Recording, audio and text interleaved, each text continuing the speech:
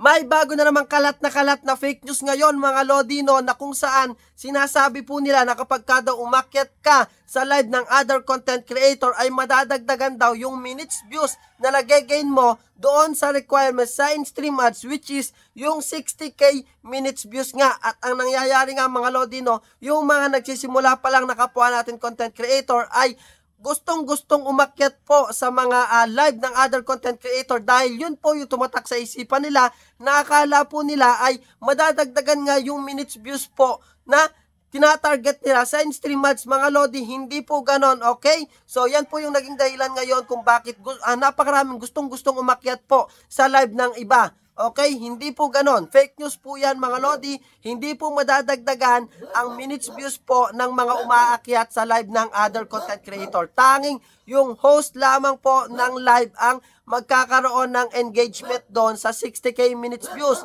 Hindi po madadagdagan yung mga umaakyat. Kung gusto nyo pong madagdagan ang inyong minutes views dyan sa in-stream ads, gumawa po kayo ng sarili nyong video. Mag-live po kayo ng sarili nyong video dahil dun lamang po kukuhanin yung 60k minutes views. Hindi po sa live ng iba kung saan ay umakyat lamang po kayo. Hindi nyo po video yon. Okay? Siyempre, wag mong kalimutang i-share ang video na to para naman aware na ang mga kapwa natin content creator at i-follow na rin ako para updated ka sa aking mga